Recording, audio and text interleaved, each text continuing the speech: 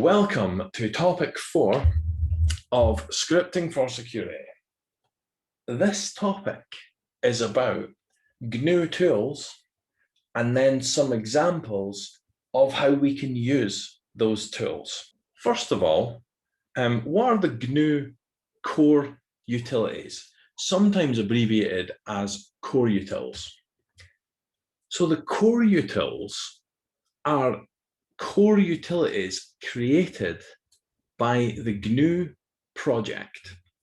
And the GNU project was an attempt, and is an attempt, to recreate the Unix operating system, but make it free for everyone. Okay, and it stands for GNU's not Unix. Okay, so if we rewind back to the 1970s, and 80s, Unix was an operating system where we had these commands like cat, ls, rm, but Unix was a proprietary operating system, and you would only really find it in a university or a lab. So the Free Software Foundation, started by Richard Stallman in 1983, decided that they were going to create a version of Unix which was free. And that's when they came up with an operating system called GNU, which stands for GNU's not Unix. And in that operating system, they had all sorts of tools like ls, rm. Now, when you type ls, you might think, right, ls, that's going to list the items in a directory. Okay, so let's do, cd to /var, and let's do ls. That ls is giving us a list of what's here. But the question is, what actually is ls? Who made it? Who's in charge of it? Where is it? Okay, so if we do where is ls, okay, it's going to say that ls is actually a program, and it's stored in USR bin. Now, USR bin stands for Universal System Resources Binary.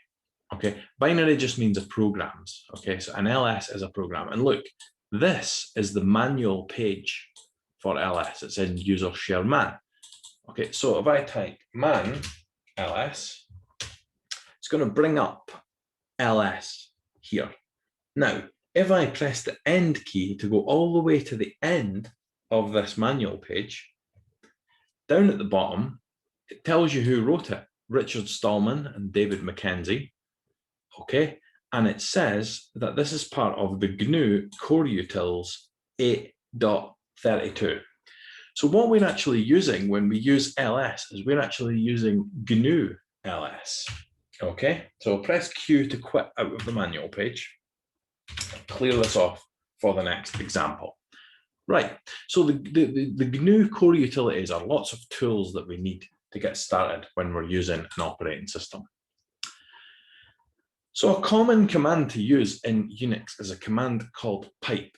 And pipe is when we're going to send the output of one command to the input of another.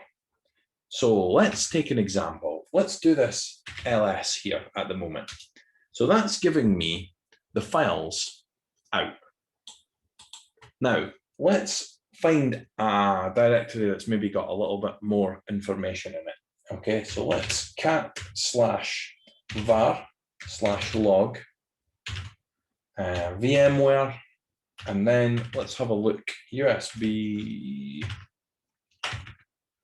570, I think would do. 574. There we go. So we got all sorts of stuff in there. Now, let's say I want to somehow sort this output. Okay, what I could do is I could take the output of our cat command here, and I could use this symbol called pipe, and I could send that output into another program. Okay, just like connecting two pipes together, like it's called a pipeline. Okay, so I'm going to pass that to a program called WC, which stands for word count. Okay, I'm going to use the word count option -L, which is lines. And what that's done is that's taken all the output of this program sent it into this program, and then this has counted the number of lines, and that's telling me that there are 86 lines. And the good thing about this type of operating system is that we can keep piping things together to get what we want. So, for example, there we have command 1 and command 2. Now, redirect is a little bit different from pipe. Okay, redirect is when we want to not take the output of a command and send it to the input of another command, but we want to actually take the output of a command and put it somewhere. Okay, so to illustrate this one, I could do this VMware log file, okay, and I can say, go into my test file, okay, and using this greater than sign, we're going to redirect the output. Okay, so now if I type ls, and then we go to this directory here, now if I type ls, you should see we have a file called my test file. And if we cat my test file, you should see that all of the output has been stored in there. Okay, so that's pipe and redirect. Just a little refresher on those. Let's look at some examples. So the first one I already showed you is called word count.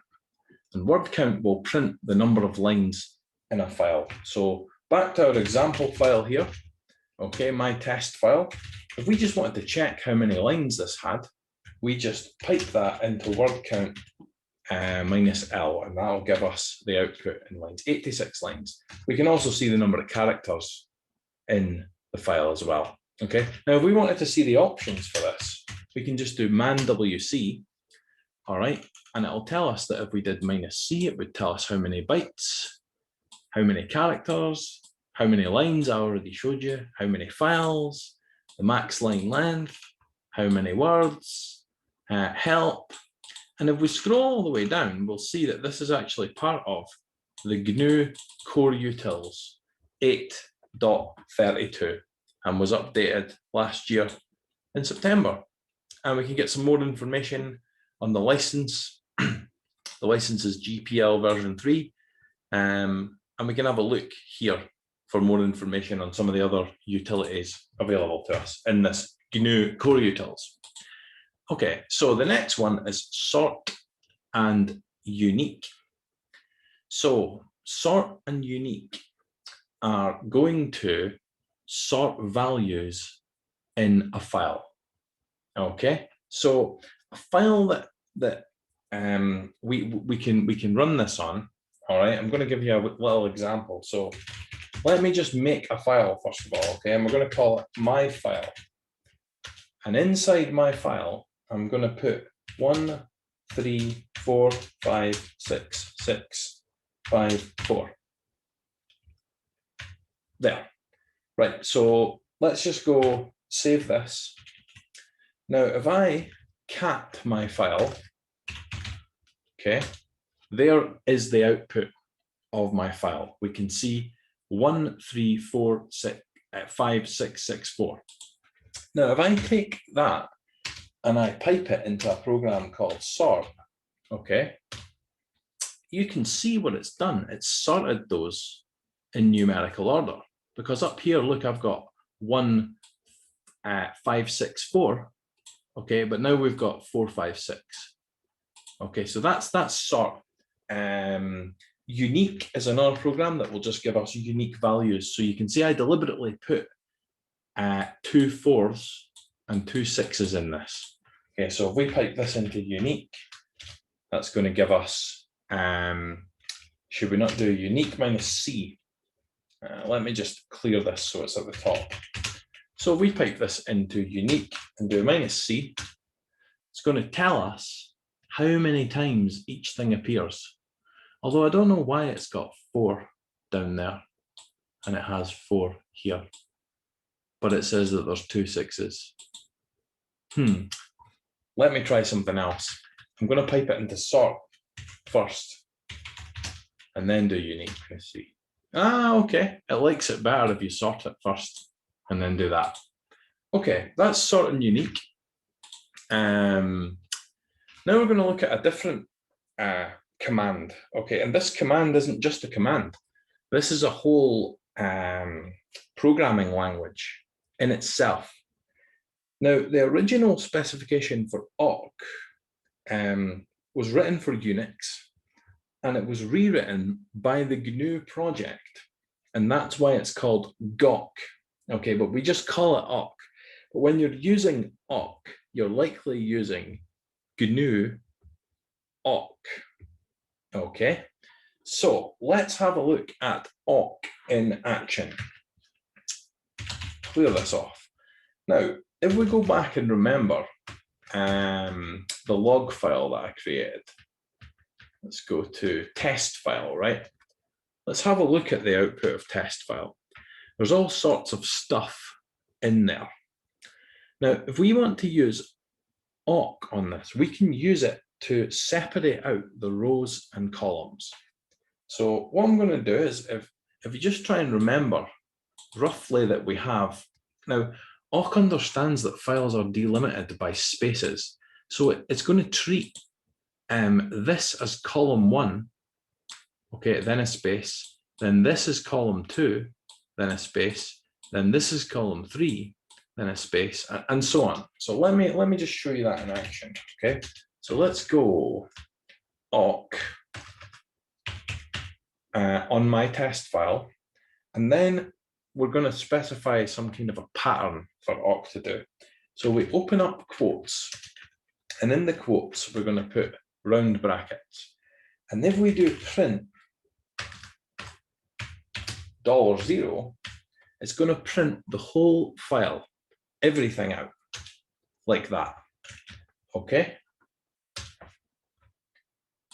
So if we do $1, it's going to give us column 1. All right, so awk print $1 will give us column 1 of the file. Okay, and then you can imagine if we do $2, it's going to give us column 2, $3, it's going to give us column 3, and so on. Okay, now let's have a wee look at the whole file again so we can see everything, okay, with $0, right? So let's say someone came to you and said, we have a 10,000 line file and we're trying to sort it out, okay? And what we want, all right, is we want all of the, we only want the date and time out of the file, okay? Someone would maybe suggest some different ways of doing it. I've already shown you a quick way you can do it with awk, but what have they said? We want the date and time, and we also want the USB ARB information as well. Okay, so the way we can do that is let's run our date and times $1. Let's also pull out $4 as well, just to see what comes in that column. So, okay, so let's maybe move along the file to $5. Nope, let's go a wee bit further to $6. And let's see what's in $7. That looks a bit better. So let's say we wanted these two, but then let's say someone said to you, I want those two, but I want the file information first, and then I want the timestamp second. Okay, we just swap them round. All right, and what it'll do is it'll give us them in flipped order, like that. Okay, so this is where awk can be very useful. Now, I can actually give you some more examples with awk. That was just a little introduction. Let's say, okay, that we wanted to, now I told you before that by default, awk treats the space character as the delimiter, okay, the delimiter, the field separator. Okay, we can call the columns fields. We can actually tell it a different field separator. Let's say we wanted to separate things on the colon side. Okay, the way we do that is we specify capital F for the field separator, and then in there we say what the field separator is. Okay, and now if we print $1, it's only going to give us up to the first colon because it treats that as the field separator now. It's no longer using space as the field separator. It's using the colon as the field separator. So that can be very useful in If you think like IP addresses are colon delimited, but the main thing is that the field separator in here can be any character. Okay, it could be a J, could be slash. All right, and this will come in quite useful in future, especially to know this. Now, we can also specify some search patterns. So let me just return to a bit more background. So awk was developed in 1985 for Unix, and gawk is the GNU version of awk. There's also some other versions called nock and mock. Mock is meant to be faster because it uses bytecode. So let's have a look at some examples and explain actually what this is used for. So it's designed for text processing.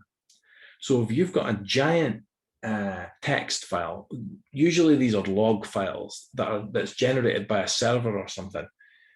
Let's say you have 10,000 lines and you're looking for a particular error message.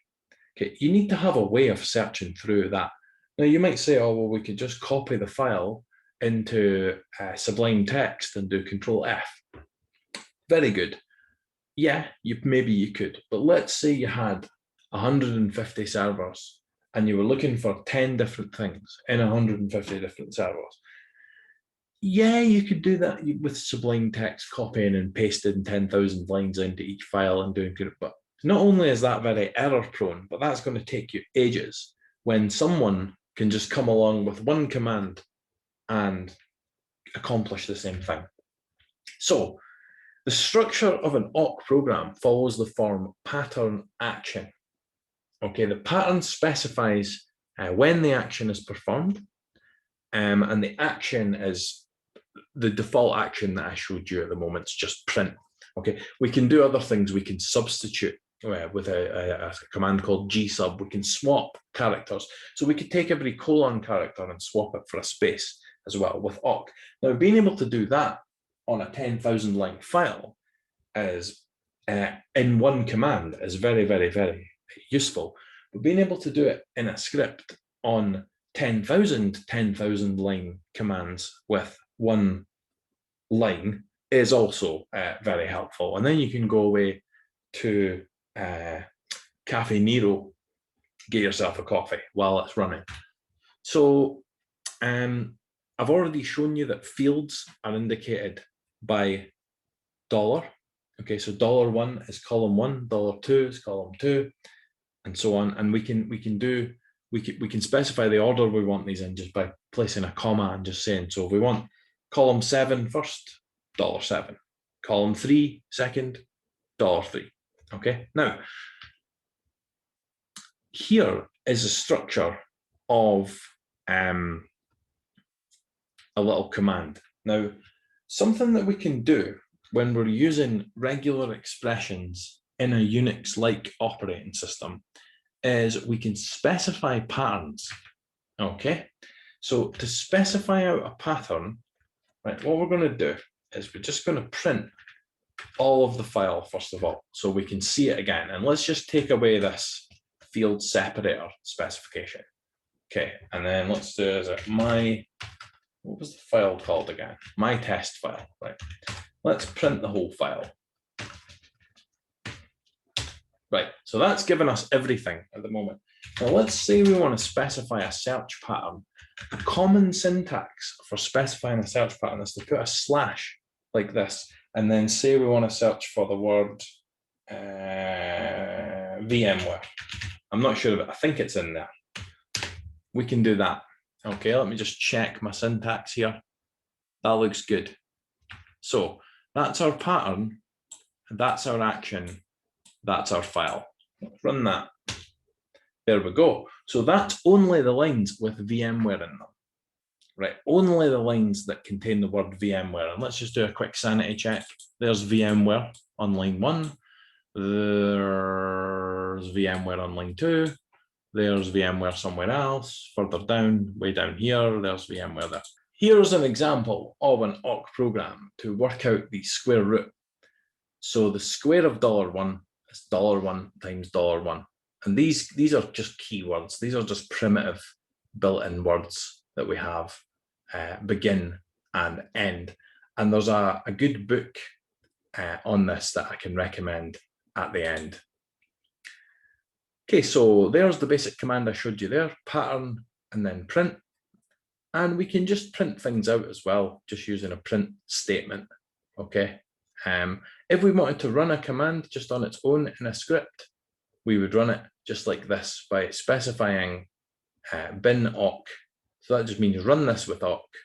It's a file, begin, and print hello. And that would print out hello when we ran this program, okay, as an executable. So here's a couple of one-liners I've added. This one will print 7 random numbers from 0 to 100 using a for loop, okay, and a little variable, an I variable. While I is 1 and I is less than or equal to 7, increment I. Okay, in Python that would be plus equals. Then print integer 101 times random, 7 random numbers. This is going to print the total number of bytes that a file was last modified in November. So I suppose that's kind of what I was trying to do there by chaining stuff together. Right, the next tool that we're going to look at is called Grep, okay? And Grep stands for Global Regular Expression Patterns. So you may have seen this command around, and you may have seen it in, on forums and things. So this is a bit of an introduction to how we can apply this to what we're trying to do. So Grep is a command line utility for searching for plain text data sets. Just like awk can help us search columns, Grep helps us search for patterns, okay? Grep's used for searching input files, and when it finds a match, it returns the values. And it was created by Ken Thompson in 1974, okay, for a Unix operating system as well. So let's have a look, before we look at the options, let's have a wee look at Grep in action.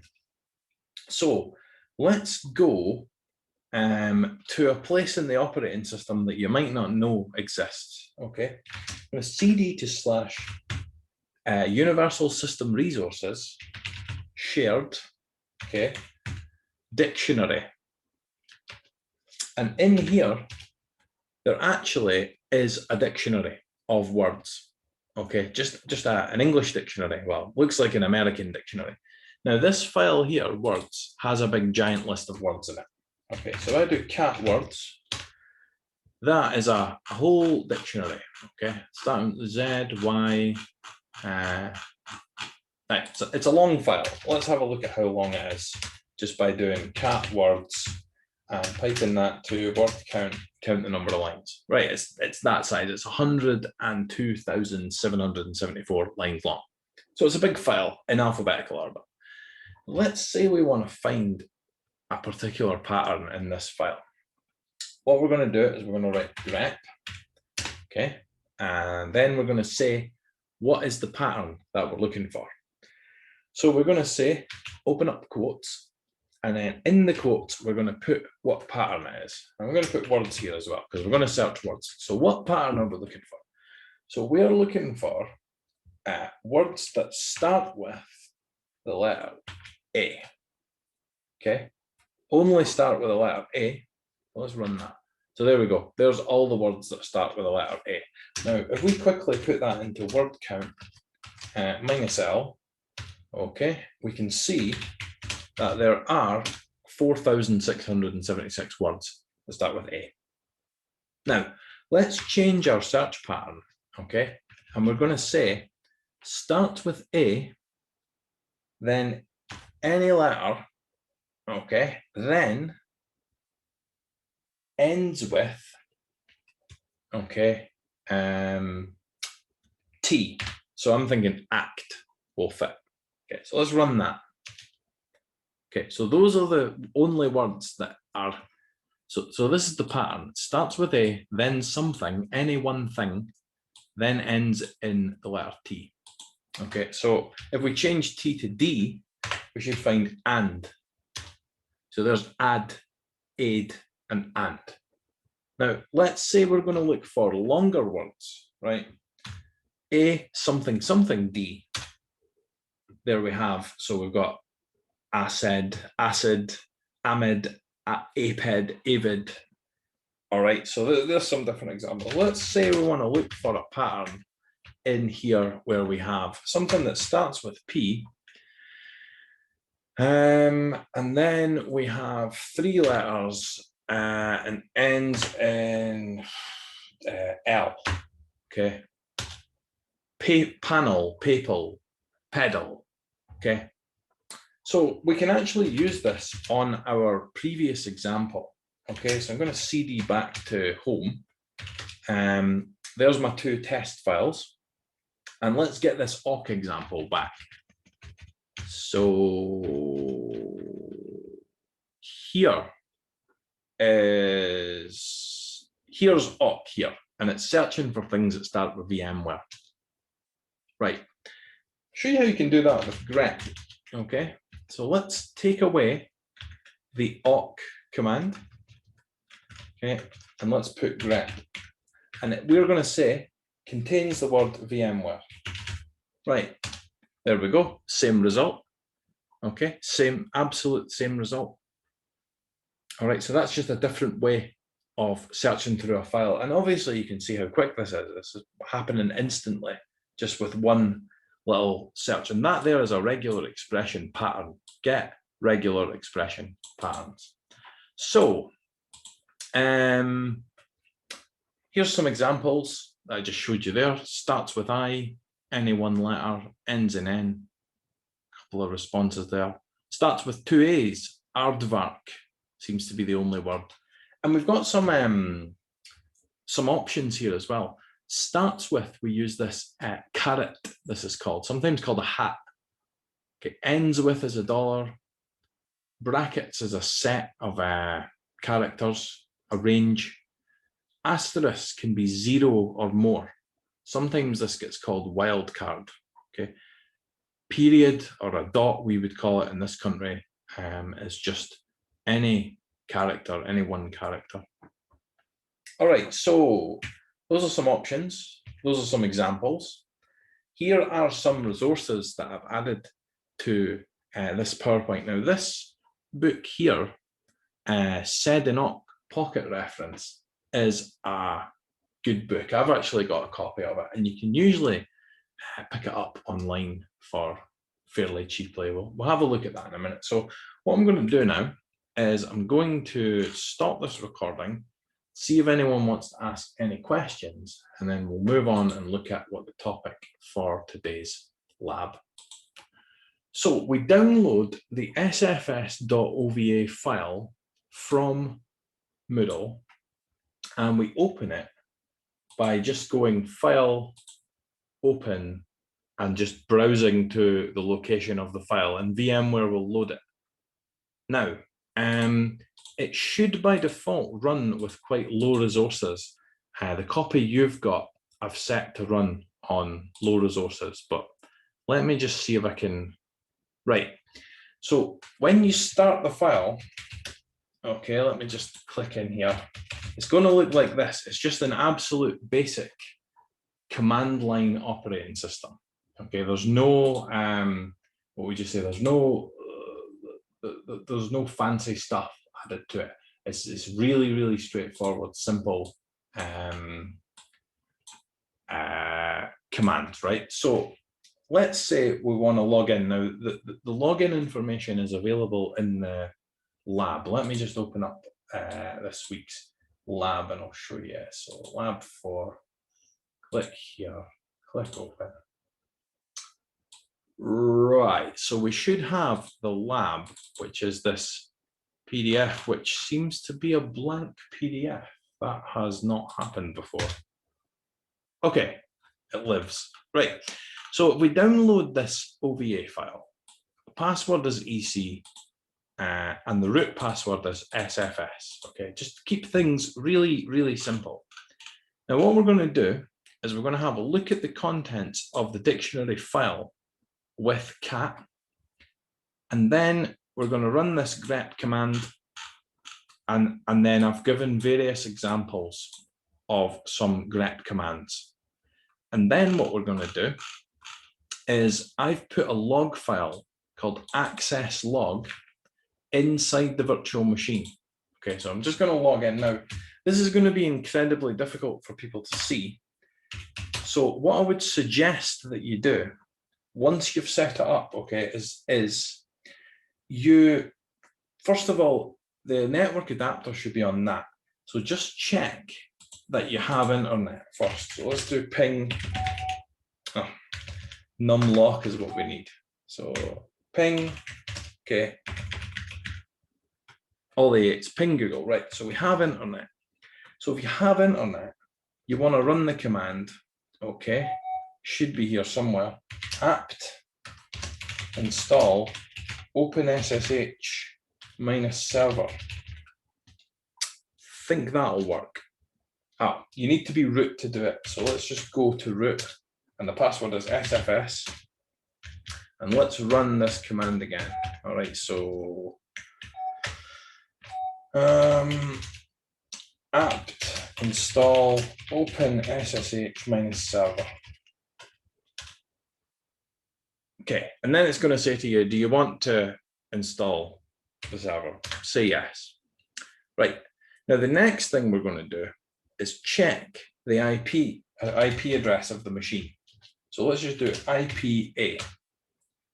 So the IP address of the machine, in my case, is 192.168.0.23. So I'm going to get my other terminal here.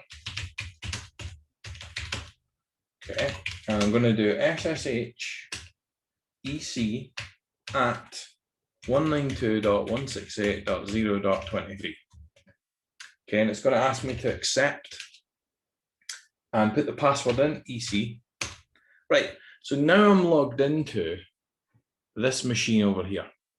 Okay, but now I can copy, all right, and paste, and obviously set the font and color to the specification I want. I don't have to use the really small default terminal. And just to prove this to you, if I do IPA now, you'll see there's my IP address there. Who am I? I am EC. Okay, so once you have this virtual machine installed, I'd advise you to connect to it via SSH, use PuTTY, set the font and things so that you can paste, and then work through the tasks in the lab here. So we're just going to be running some grep commands on a log file, which I have already saved inside the OVA. So that is this week's task. That is lab 4. That is topic 4.